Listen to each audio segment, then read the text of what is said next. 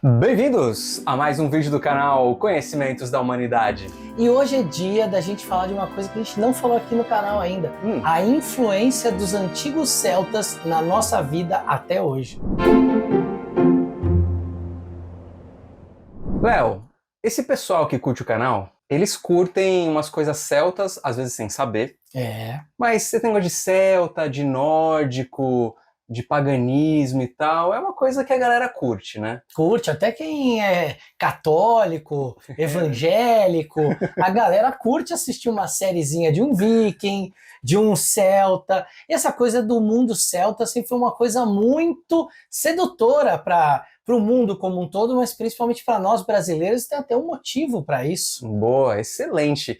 E olha só, o Léo já citou aqui dois povos, eu vou chamar assim, Léo, que se confundem, mas que são diferentes. Sim. Os vikings, que na verdade talvez o melhor seriam os povos do norte da Europa, os povos nórdicos, eles ficam ali na região que seria a chamada Escandinávia. Dinamarca, Finlândia, Noruega, Suécia, Islândia. Exatamente. Já os celtas, eles tomam grande parte França, Espanha, Portugal, Inglaterra, Irlanda, Áustria, Suíça, ali os Balcãs, chegando até a Turquia, onde tinha os Gálatas, que também eram celtas. Olha aí. E tem diferenças entre eles, a gente não vai falar das diferenças hoje, porque a gente vai focar especificamente nos celtas. Exatamente. Nós aqui no Brasil gostamos muito dos celtas porque nós tivemos uma colonização ibérica. Nós tivemos aqui a chegada dos portugueses, né? Uma colonização portuguesa. Depois os espanhóis estiveram aqui por cerca de 80 anos e aí os portugueses depois retomaram o controle do seu reino e aí continuou sendo uma colônia portuguesa. Então a gente teve grandes ondas de migração ibéricas para cá e depois com o tempo outros povos vieram, como os italianos, os alemães. Léo,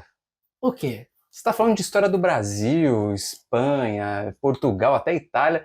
O que tem a ver com celta isso? Olha só, porque a galera que povoou a Península Ibérica, então a região de Portugal, a região da Galícia, a região da França, toda essa região ali da Península Ibérica, com a Espanha, obviamente, na Península Ibérica, não a França, mas a França também era muito povoada pelos celtas. Então toda essa galera que povoava ali era uma galera que vai dar origem a esses povos que vão depois se mesclar com outros povos também, mas que vão dar origem a os celtas, esse povo indo-europeu que vai chegar para cá, vai dar origem aos ibéricos. Então pode ser que você, meu amigo, você, minha amiga, que seja descendente de português, de espanhol, que esteja sua família aqui no Brasil, pode ser que você tenha um sangue celta aí dentro de você. Italianos. Italianos menos, né? Porque aí os italianos têm muito dos etruscos, dos romanos, mas mais ali a galera que era dos Alpes para cima. E aí é legal a gente dizer que os celtas, a cultura como a gente conhece hoje, ela tem um lugar que ela começa. Sério? Ela começa na Áustria, num lugar chamado Hallstatt, que era onde tinha essa primeira comunidade que vai se desenvolvendo, se espalhando. Depois, futuramente, essa cultura... Galera andou, hein? Galera andou. Aí essa cultura, ela vira latene, e depois essa cultura latene, ela vai se espalhar pela Europa, e aí a gente vai ter os grupos migratórios celtas, que inclusive existem dois grupos principais que têm genes diferentes. Hoje a arqueologia genética já consegue dividir os dois grupos genéticos dos celtas. Uns que ficaram ali na região da Áustria, da Suíça, da França, e o outro grupo que pegou Espanha, Península Ibérica e foi para Irlanda e Inglaterra. Caraca, galera obstinada. Total. E apesar de ser descentralizada, né, porque uma galera foi indo para todo canto, tinha ali mais ou menos uma ordem que fazia uma certa união entre eles, né? Inclusive os druidas têm a ver com isso, eles que andavam para lá e para cá, unindo essa galera. Os povos, eles tinham uma língua muito parecida, uma cultura parecida, adoravam deuses parecidos, não eram iguais, porque em alguns lugares esses deuses eram diferentes, mas eles tinham ali meio que um senso de que era um povo muito parecido, e eles eram divididos em clãs e em tribos. Quem fazia mais ou menos a junção desses clãs, dessas tribos, eram os druidas, que aí eles tinham ali encontros que eram feitos com essas tribos, não só encontros entre os druidas, como a gente já falou aqui no canal, mas existiam encontros que eram chamados de Drunemeton. Sensacional. São os nomes que eu acho muito incrível. Muito bacana. Bom, e falando então de grandes influências que nós recebemos, que a civilização moderna tem a agradecer aos celtas, a gente tem um início que é armas, armaduras, toda a parte de forja, metalurgia, não é? Exatamente, porque eles são o povo que vai fazer o pulo da Idade do Bronze para a Idade do Ferro. Quando eles dominam o ferro, eles se tornam a cultura dominante da Europa, começa a dominar a Europa inteira. Então aí você vai ter armaduras e armas de ferro de alta qualidade, que aí vão influenciar, obviamente, no resultado de batalhas e fazer com que eles se tornem um povo que vai conquistar longas extensões de terra, por isso que eles se espalham tanto assim. E tem bastante capacete, né, em museu, em achados arqueológicos deles, né, dessa época do ferro. Tem. Inclusive esse capacete que os celtas inventaram, ele foi depois copiado pelos romanos. As legiões romanas copiaram esse capacete. E não só isso, mas também copiaram os estilos de escudo que os celtas usavam, que era um escudo especial feito de ferro, e também uma das grandes invenções que foi ali por volta de 400, 500 a.C. e que durou até o fim da Idade Média, que foi a cota de malha. Olha aí, tem até no Senhor dos Anéis isso aí. Tem, a cota de malha ela é uma armadura feita de anéis de malha de ferro, e que era muito resistente a principalmente golpes contundentes contra quem era agredido, né? A perfuração não era tanto, porque às vezes os anéis abriam um pouco, mas golpe contundente, que era o mais comum, né? O golpe cortante, contundente, as cotas de malha eram muito boas para resistir a esses golpes. Boa, ainda falando em batalha, eles também trazem algumas inovações em bigas, né? Em carruagem. Sim. Não é? Exatamente. E é mais rápido, né? Existiam ali, tanto no Oriente Médio quanto na Itália, com os etruscos, por exemplo, as bigas, né, que aqueles carros de guerra puxados por cavalos, mas os celtas desenvolveram bigas que eram ou carruagem de guerra, né, que eram extremamente velozes, tinham uma manobrabilidade muito boa e eram veículos de guerra temíveis na Europa. Quando eles jogavam isso ali no campo de batalha, os seus inimigos morriam de medo, porque imagina que a maioria da galera lutava a pé, não tinha nem cavalo, o cavalo vai vir de um tempo depois. Aí vem uns caras com uma biga, né, puxada aí sim, eles conseguindo cavalos, né, colocando na biga, indo para cima de uma galera lá com a sua espadinha na mão, conseguindo dar cavalo de pau. Olha aí, cavalo de pau. Porque eles eram manobráveis, né? Exatamente, era mais ou menos isso mesmo. Eles tinha os arcos, né? Faziam aquele movimento em L para poder ir na frente do oponente e atirar. Então, eles tinham ali um recurso militar muito avançado. Bom, a gente sai um pouco da parte da guerra e vai para a cultura. A gente tem a arte ornamental celta também bastante influente, porque eles tinham aquele design bem ornamental, geométrico, né, meio abstrato. Isso vai influenciar estilos que vão surgir depois no medieval, a Arte Nouveau, essas ideias. Até hoje em dia, se a gente olha, é claro que mais espiritual, a gente tem muita temática celta, né? Tem muito aquele nó celta, o triskel, as espirais que a gente vê em lugares como Newgrange, por exemplo. Então a gente vai ter uma influência deles ao longo até da Idade Média, isso vai sobreviver, e como o Bruno disse, isso vai influenciar depois a Arte Nouveau, que é um estilo mais moderno, de arte mais contemporâneo, vamos dizer assim,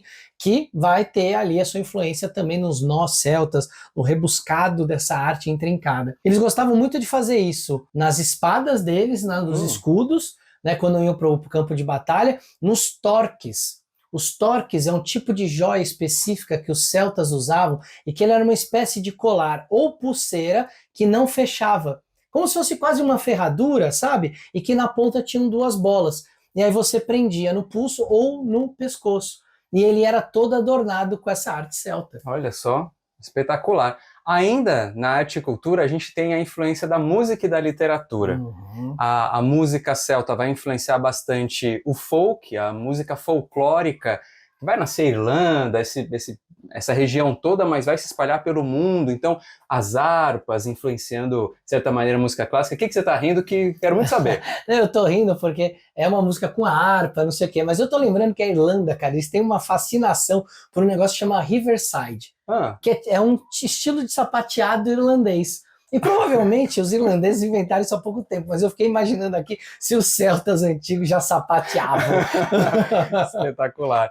E a gente tem a literatura celta também, eles não escreviam nada, mas a ideia, né, a mitologia, tudo que eles acreditavam, que era passado de boca a ouvido, influenciou muito a literatura posterior, vai influenciar Tolkien com O Senhor dos Anéis, Exato. mas outras tantas, inclusive Rei Arthur.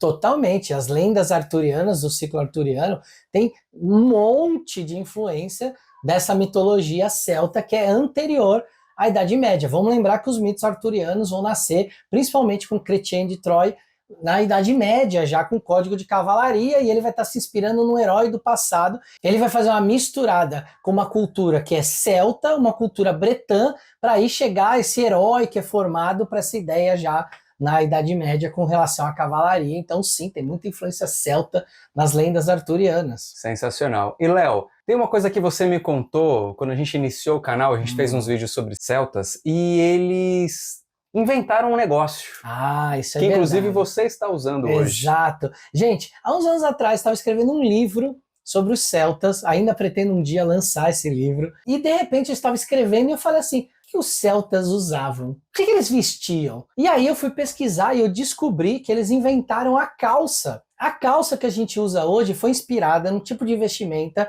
que alguns povos que viviam nas estepes da Ásia e montavam a cavalo, colocavam uma espécie de proteção de couro para não ficar assados em cima do cavalo, e aí eles olharam aquilo e se inspiraram e resolveram fazer as calças. Então as calças são uma das grandes invenções dentro do vestuário que os celtas deixaram de legado para nós. Que espetacular. E pensando no desenvolvimento do vestuário, nesse caso do cavalo e tudo mais, a gente chega no nosso patrocinador. O vídeo está patrocinado pela Insider, Léo Lousada. Eu muito orgulho. Porra, porque sensacional. Além de termos o patrocínio de um vestuário moderno, né, estamos falando da calça aqui, certo? Mas de algo que a gente usa. Sim, que a gente gosta muito da roupa, então para nós é um privilégio tendo esse patrocínio aqui da Insider. Exatamente. Para quem não sabe, para quem estava em outro planeta, a Insider ela é uma marca de roupas funcionais com diferencial tecnológico.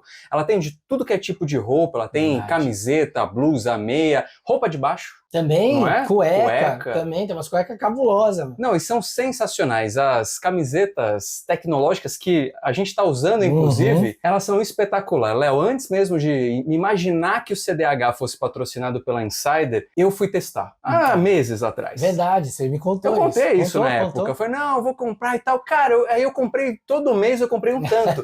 Porque eu tenho problema com as minhas camisetas, de suar, de não sei o quê, e ela seca muito rápido. Ela tem a tecnologia dela, que não deixa ficar molhado. Você não precisa passar roupa. Não, isso é muito bom. Se ela tiver amassada, gente, você fecha a camiseta depois de um tempo, por causa do calor do seu corpo, ela desamassa sozinha. Isso é animal, porque eu gosto de coisa prática, e eu viajo muito, eu adoro usar, por exemplo, camiseta assim mais confortável, mais solta e preta.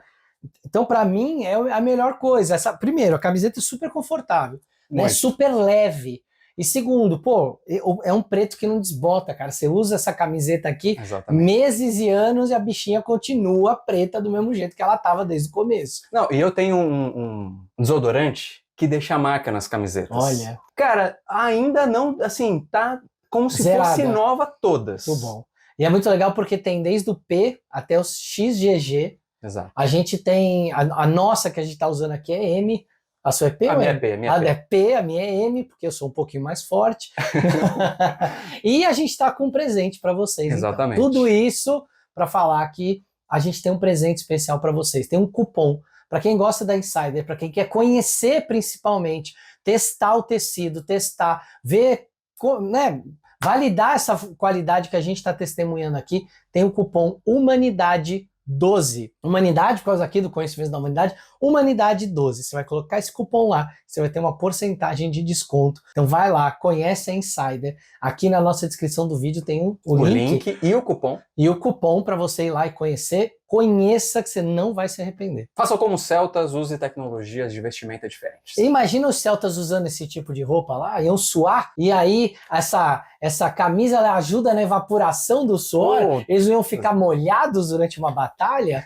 Mas voltando aos nossos amigos celtas, Sim. Nós tínhamos ali dentro da ideia de um paganismo celta, nós temos a figura do druida, que a gente já falou bastante aqui. Sacerdote ali, né? Uma figura importante. Uma figura importante porque ele era um médico, um legislador, um bardo, um poeta, um sacerdote, e ele era meio que o cara que mantinha o conhecimento da filosofia natural e também da ética do povo, e era um guardião dos costumes, né? 20 anos para o cara decorar tudo, ou a mulher, né? Era um homem ou mulher, druida ou druideza, 20 anos, gente, decorando, porque a tradição era oral. Você imaginou você ficar 20 anos para decorar uma tradição inteira? O que você estava fazendo há 20 anos? Há 20 anos, o que você estava fazendo? Eu estava na balada. Eu estava estudando na escola, quarta série, quinta série. Bom, e justamente essa questão ambiental, ela vai influenciar o paganismo, né, as práticas, inclusive wiccanas, bruxarias mais atuais, contemporâneas nossas, como também o cristianismo primitivo. Exato. Essa conexão com os locais sagrados. Porque o cristianismo primitivo ele era perseguido. Ele não podia ter igrejas, templos. Ele era praticado normalmente em lugares naturais, onde uma capela era montada dentro de uma caverna, ou de um lugar como um menhir, um dolmen, um henge, como tem Stonehenge, e ali os cristãos às vezes faziam suas capelinhas, desenhavam as coisas nas pedras, e essa conexão com a natureza é o modo que o cristianismo, como a gente conhece hoje, nasceu. Muito bom. O Léo comentou que eles eram descentralizados, mas existia uma hierarquia ali, a forma de governo, né, os clãs, as tribos, tinha tudo isso. E esse tipo de política também vai influenciar tanto a democracia, claro que a democracia nasce lá na Grécia, né, mas ele ajuda no desenvolvimento, ele influencia no desenvolvimento também do federalismo. Exatamente, olha que bacana. Então imagina assim, que uma sociedade celta ela era controlada por um chefe de clã, um líder tribal, e um conselho que votava as questões. E o mais bacana é que esse conselho, ou o líder tribal, não era necessariamente um homem. E aí vem o próximo tópico, né? Hoje a gente tem um foco importante no direito e na causa das mulheres, e eles eram um povo que já... Isso não era uma questão, inclusive, não, né? Era uma sociedade mista. Exato. Não era um patriarcado e nem um matriarcado, né? Não, era uma sociedade mista que ambos gozavam dos mesmos direitos, das mesmas liberdades, incluindo o direito de propriedade, a herança e a participação na política, inclusive para liderar a própria tribo. E aí eu aconselho vocês a estudarem a história de Boudica. Que foi uma chefe, inclusive, militar, não foi? Foi, ela teve o marido morto, as filhas violentadas, ela se revoltou contra Roma e ela juntou de 200 a 300 mil celtas, tacou fogo em um monte de cidade romana na Inglaterra, até que depois, em um determinado momento, ela perdeu o combate para uma legião romana, mas ela foi considerada uma grande heroína, tanto é que existe uma estátua dela em Londres, próxima do Big Ben. Sensacional, hein? E a gente esteve lá. Estivemos lá e eu mostrei para as pessoas onde está a estátua dela. Espetacular, espetacular. Tem uma outra influência, Léo, que aí eu não sei se é exatamente uma grande contribuição ao desenvolvimento da sociedade, mas é uma influência importante porque a língua celta, ela é falada de certa... A língua é viva, ela se desenvolve, mas ela ainda é falada em minorias por volta da Europa, ali, em lugares, em regiões da Europa. Principalmente na Irlanda, onde você ainda tem ali um gaélico irlandês, e também no país de Gales, onde você tem o galês. Tem, principalmente em nomes de cidades. Vamos pesquisar os nomes das cidades. Tem uma sopa de letrinha gigantesca, mas são nomes originais galeses, ou seja, são nomes celtas. Mas tem uma língua muito famosa no mundo que também foi influenciada pelos celtas. Talvez uma das línguas mais famosas do mundo. Talvez uma das, não a mais falada, mas talvez a que seja hoje a língua que todo mundo tem que falar para se comunicar, que é o inglês. Exatamente. O inglês tem uma forte influência do celta também. Muitas palavras, muitos verbos vêm de radicais celtas que com o tempo foram se desconstruindo e mudando, mas vêm desse radical celta. E como curiosidade final, Léo, os celtas, eles tinham ali uma prática de banho a vapor. Olha aí, que os romanos vão copiar e criar a sauna.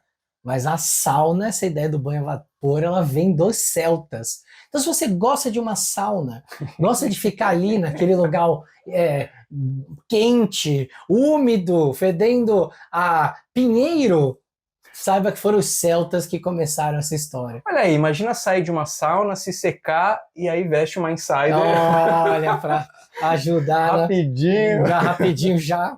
Fica olha aí. Muito bom. Você sabia de todas essas coisas que os celtas influenciaram? Influenciaram a democracia, o federalismo, a invenção das calças, a metalurgia, a sauna e também a forma como a cultura se desenvolveu para a arte, para a poesia, para a mitologia. Foi um povo muito importante que, mesmo não tendo escrito nada, mesmo tendo sido quase que aprisionado, né? A gente tem estimativas que cerca de 10 milhões de celtas que existiam na época do Império Romano, 1 milhão foram mortos e 1 milhão foram escravizados pelo Império Romano. Então, mesmo com essa tentativa de apagar a cultura, inclusive com o ataque a Inismon, onde os druidas foram dizimados, era o local de treinamento principal que tinha na ilha inglesa ali, né? Naquela região. Mesmo com tudo isso, a cultura, de algum jeito, achou seu caminho para perseverar. Espetacular, ainda bem, né? Ainda bem. Ainda bem. Que a gente gosta muito. Deixa aqui nos comentários o que você achou dessas curiosidades, qual você sabia e qual não. Dicas de vídeos também, estamos abertos. Um beijo no seu coração. Segue a Insider e até a próxima. E esfirras de dentro para fora, de insider para fora. Inside out.